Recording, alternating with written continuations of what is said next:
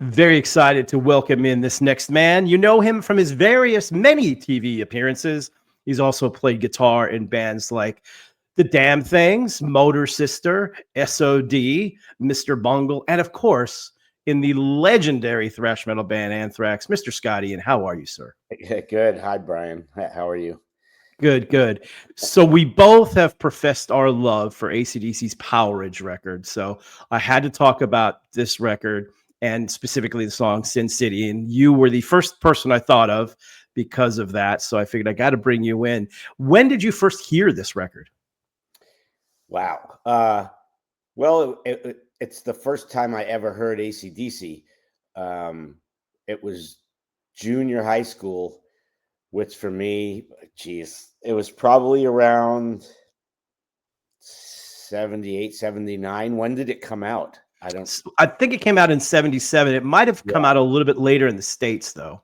I just remember being at lunch. There was a small crew of us, long-haired kids who wore leather jackets, and we're in the rock. And we always used to bring tapes in because one kid had a little boombox that we would listen to at lunch, and it was my friend Golden. Everyone called him Golden, I guess, because he had a long kind of Croatian name that wasn't easy to pronounce. But he brought in a tape that day, and he said, "Where do you guys hear this?" And he put it on, and it was actually "Rock and Roll Damnation" was the first song I heard. So that was literally the first time I ever heard AC/DC was listening to that record, hearing Bon Scott's voice for the first time. And I remember going that weekend, going to the record store and buying that record. And I think I might have also gotten, I don't think Highway to Hell was not out yet. So maybe Let There Be Rock. I remember getting 2 records that day, but I definitely got Powerage. Nice. I have a funny story about that. So I was lucky enough to go to the filming of Kiss Meets the Phantom at Magic Mountain. Yeah, Wow. amazing. So I got there and, did the rides for a while. I got there really early because it was just in a parking lot. So I wanted to get a good spot to watch the show. So I got there, did some rides, and I'm going to start staking out where I'm going to be. So I was out there for a while, and they kept playing this music over and over again. And I was like, man, this is really good. What is it? I asked like all the people around me, my friends, nobody knew who it was. I even went up to the soundboard and said, do you guys know who this is? And they were like, oh, no, just some tape they gave us. So, but I heard it. I was there for like an hour and a half waiting for Kiss to go on. So this was all they played over and over again. So I remembered some of the song titles. And the next week I was at the record store, and I always looked through the used bins or the promo bins because they were cheaper. And they had they used to have the stickers on the front of the albums with the song titles on there for the radio people. So I was flipping and I go, oh, I think this is that record. And sure enough, it was Powerage. So Kiss knew what they were doing. Yeah. So you've talked a lot about your influence from Malcolm Young as a rhythm guitar player, and he's kind of the secret weapon of AC/DC that not a lot of, oh, there you go. Oh, that's awesome. That is awesome. And of course. Yeah, of course. He's got tattoos of both Malcolm and Angus on his arms, for those of you not tuning into the video portion. Let's not, and I've got, of course, Oh, and they say, yeah, there you go. You've got it going on. I like it. But Malcolm was always the secret weapon of AC/DC that not a lot of people talked about because of, Bon Scott and Angus Young being the front people of the band. But he was really the one that held it down and was as far as I know, the main songwriter too. So you've talked about how big an influence he was on you playing rhythm guitar. When you were listening to this stuff, what kind of stood out to you from him? He just had this style that was, I hadn't really heard anything like it before. At that point in time, when I first started listening to AC/DC, the stuff I was listening to most probably before that was like Sabbath and certainly Kiss. Got the Ramones, Cheap Trick, Ted Nugent, Aerosmith. On and on and on. All the best 70s hard rock. And AC/DC was different. Of course, they weren't different in that it's not like they created some new genre. They sounded like, they were playing rock and roll that leaned into hard rock and then even maybe maybe you could argue on Highway to Hell, even they leaned into heavy metal. But when I first got into him, there was an edge, there was a compactness to his style of playing. There was like no energy was wasted. The way he played, his left hand and his right hand were just so in tune with each other, and he was so in the pocket, and everything he played was just so perfect. And to me, in the context of being in a band playing kind of like barroom boogie songs, that's kind of the opposite of what you'd expect. I would have always expected, that's a much looser kind of. I know this is really boring, and I'm kind of getting into the weeds. No, I love hearing stuff like this because I don't play any instruments, but it's important. That kind of barroom boogie rock and roll style. People tend to think is, anyone could do that 12-bar blues. It's just, you could be sloppy. It doesn't matter. Malcolm was the opposite of all of that. I think it was one of the first times I ever had the idea of like his guitar style, the style of his playing, his hands, that he was so tight, yet his pocket, his groove was unbelievable. That's why it was such an original. Nobody sounded like that in the world of music, in the genre that he was playing. Nobody sounded like him. He drove that band as much as Phil Rudd did. His right hand and his chords drove that band. And I remember even at one point early on saying like it's like fascist guitar playing, because he doesn't allow for anything except for exactly what is supposed to be happening. I mean, the perfection of his tone, his chords, just his right hand, everything was fucking perfect, but also it was in the pocket, and he grooved like a motherfucker. So the fact that he was able to do, because usually one doesn't go with the other. If you're worried about perfection, you're probably not grooving. And if you're grooving, you're probably not perfect. And somehow he walked that line where it was all of that. Yeah, see, I love talking about rhythm guitar because it doesn't get enough love from me. Everybody talks about the vocals and the leads and all these sort of things, which is important, and that's the stuff that's out front. But to me, the baseline really of what heavy metal is and hard rock is rhythm guitars. Like that's what you're listening to most of the time. You're listening to the riffs, and that's what draws you into songs, or the riffs and how people play the riffs. And it's not an easy thing. It's not like anybody can play guitar, except for me. I have no talent for that at all. But to do it the right way and hit those riffs and grooves the right way, like you talk about with Malcolm. And I remember too, when I was listening to AC/DC, the one thing that really struck me, I mean, aside from, Bond's crazy vocals, but I just love, like you said, I love that chunky groove that they had. The rhythms were just so, like you mentioned, so tight that I'd never really heard anything quite like that. Seemingly, I've been listening to all the same stuff, Sabbath and Ted Nugent and Kiss and, Deep Purple, everything. But those grooves that they had on, and those riffs they had on that, especially this record too. I mean, like Down Payment Blues. I mean, that's just brilliant. Like that's my guitar playing on is brilliant. If I had to choose, that's probably my favorite AC/DC song. Even just those opening chords, just the wow, wow. I mean, the tone is just, it's fucking magnificent, and it's not science. He's playing the Gretsch through a big, probably one of his old Marshalls, super loud. And, they just mic'd it perfectly, and they captured that monstrous tone.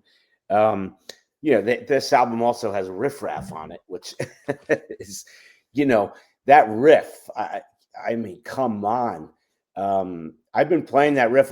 It took me a while to learn it, because when I first heard it, it was a bit beyond my capabilities to play it correctly. Anyway, I kind of faked my way through it. But eventually I did learn how to play it right. And that's become my go-to warm-up riff.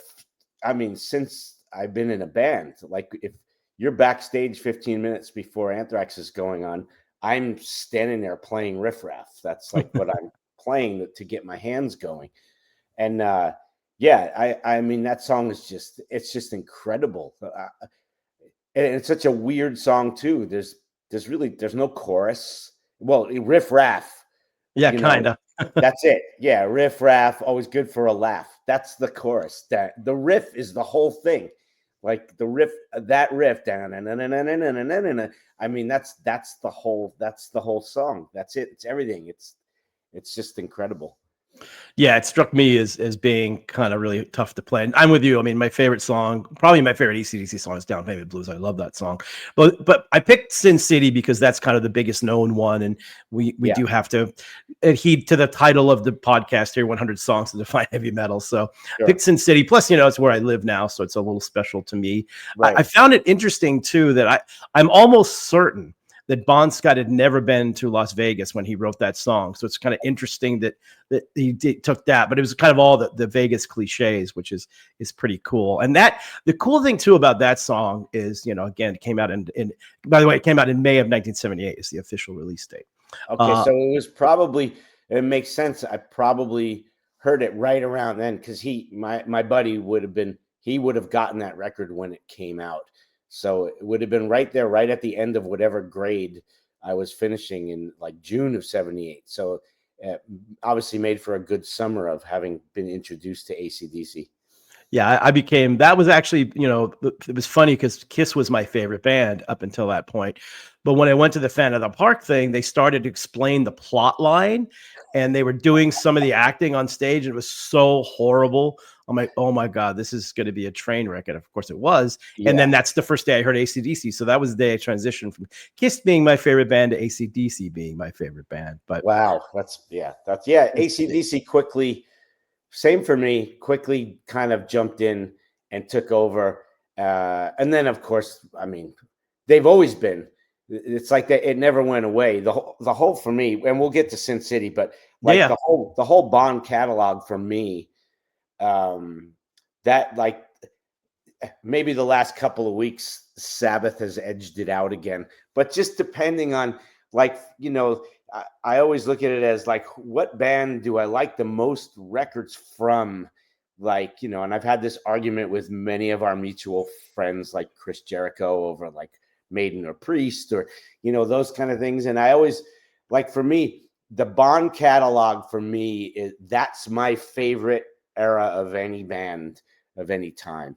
And like Wow. Ozzy Sabbath, I mean, the six, from the first album through Sabbath, Bloody Sabbath for me, like that, they're right there neck and neck all the time. But I only had a short window with Bon, obviously, having been introduced to them in 78 and then him passing in February of 80. So it wasn't even 2 years. And I was supposed to go see them on Highway to Hell.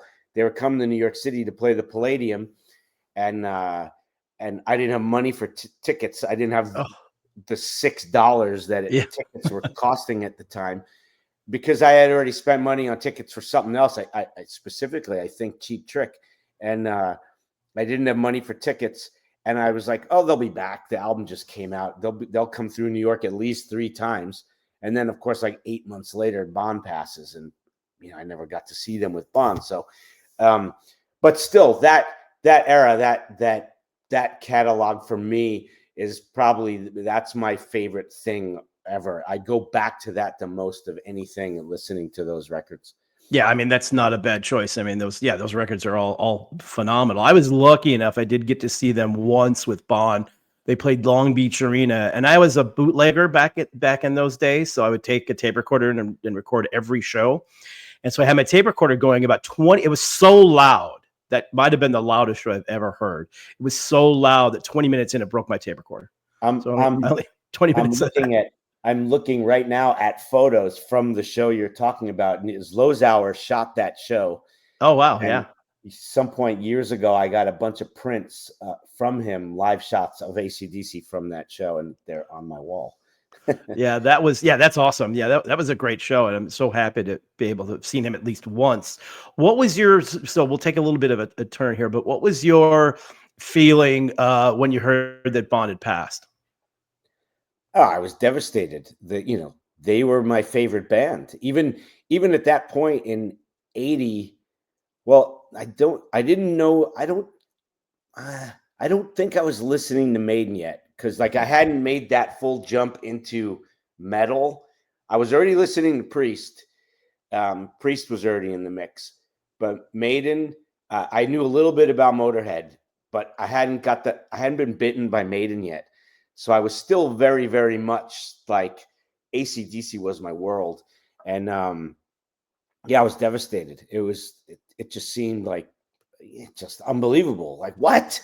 Like, how does that happen? This is fucking crazy. It just a lot of disbelief, actually. It just didn't make sense to me. And then I was like, oh, now I know how all my friends' older brothers felt when like the rock stars from their generation were dying. And it's like, God damn it. Like this, and in my own weird, weirdly selfish way, I was angry because I was never going to get to see them with Bond singing. It was like, he was my favorite. He was my favorite singer. And I couldn't believe it. I just couldn't believe it. Yeah, it was pretty shocking because the same thing. Like, I was too young to really be into, Hendrix and Joplin and all those people. Same. I mean, Tommy Bolin, I was a big fan of, so that was a bummer when he passed. But yeah, with Bond, it was terrible. I used to make jokes to my friends and to say that like AC/DC would be huge if they just had a different singer, because Bond was at that point not a very radio friendly vocalist. Sure.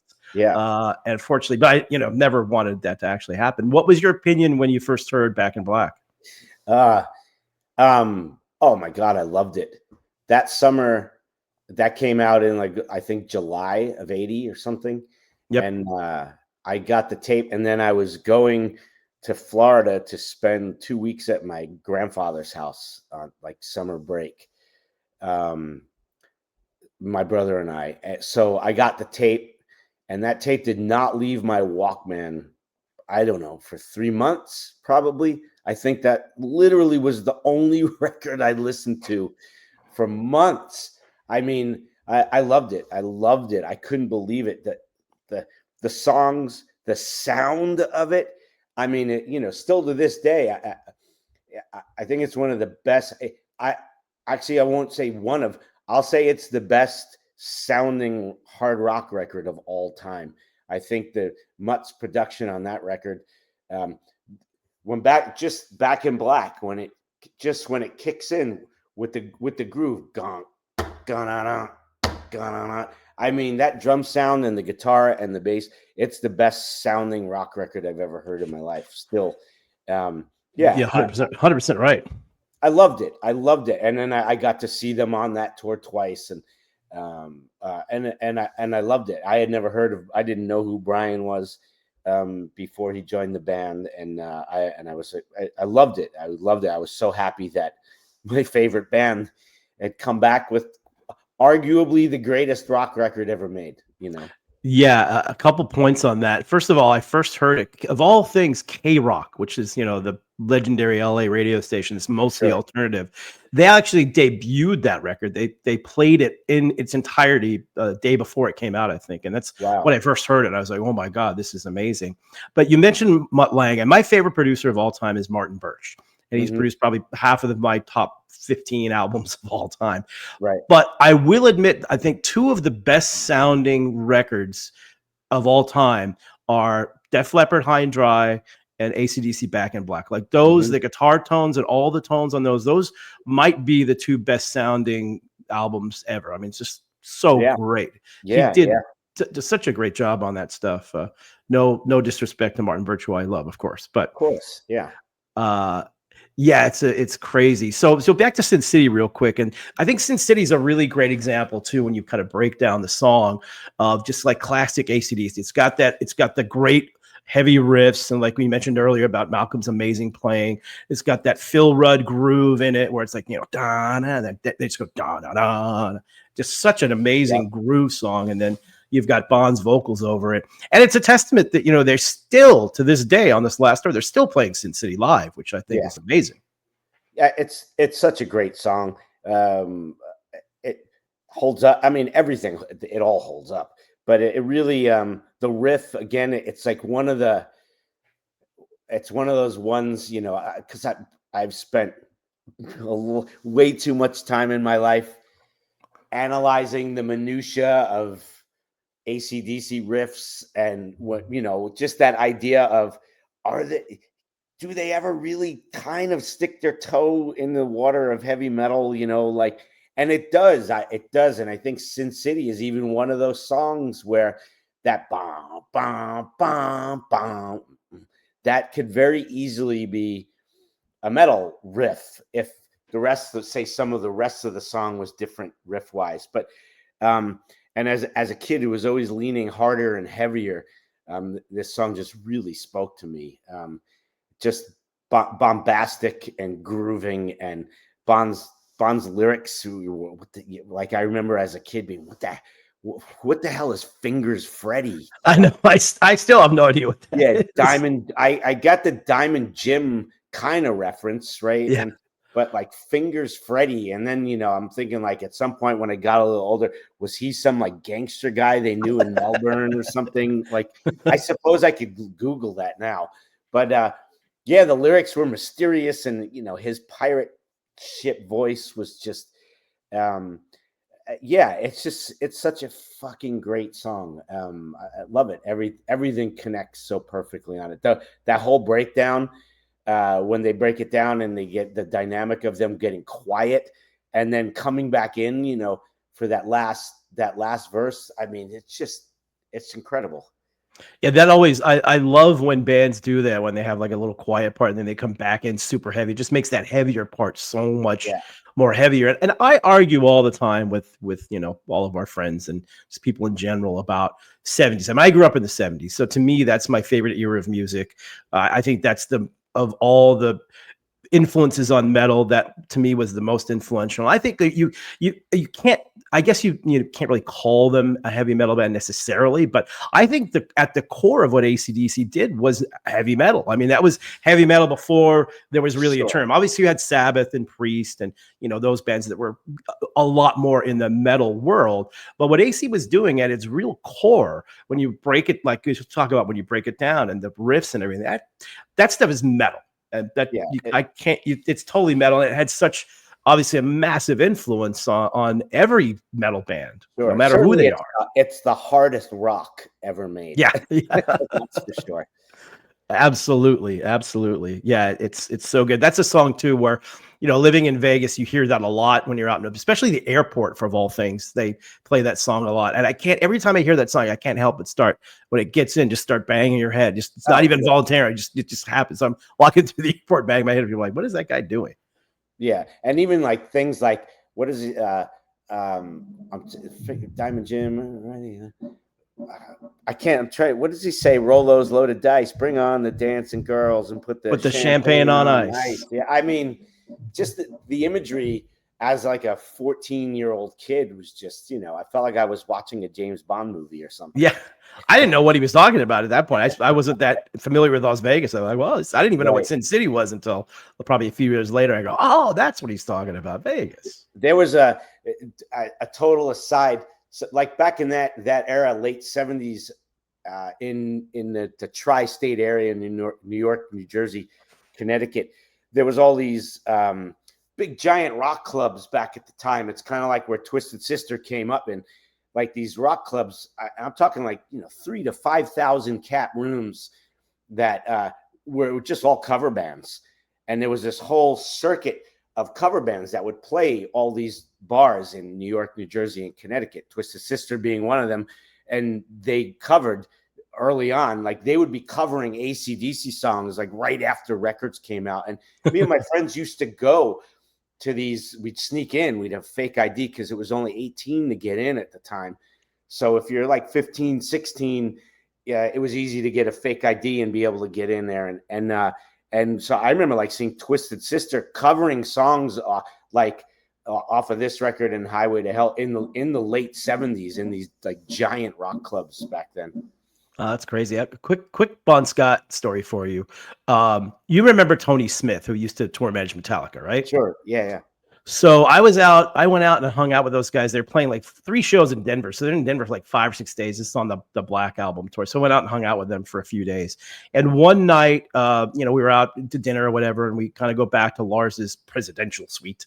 And it was just Lars, Tony, and I. And Tony just kind of, we were talking about AC/DC for some reason, just because we talk about music. And he said, I was AC/DC's tour manager for all these years, like in the 70s, like before they got big in Australia. I'm like, what?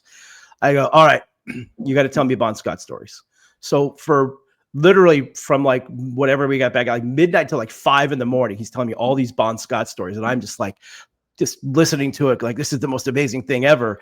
And I kind of got the impression a little bit after that. Like I obviously never met him, didn't know him, but you kind of get to know him a little bit from the stories, and they're all amazing stories. You said he was just a phenomenal, great guy and super cool, and obviously liked to drink a lot. But it's always so many great stories. I was like, I'll never forget that night. It was one of my favorite nights, just because I felt a little bit like I kind of knew a little bit about Bon Scott, which was awesome. Oh, it's amazing. I've only really met one person. It's a friend of Pearl's family who is a major promoter in Australia forever and ever, a guy named Hurley Metcalf. And in his early days, he worked with them a lot in Melbourne, I think he was telling me. So I think he even told me he first met Bon when he was in the Valentines, like, and had to pick them up from the airport.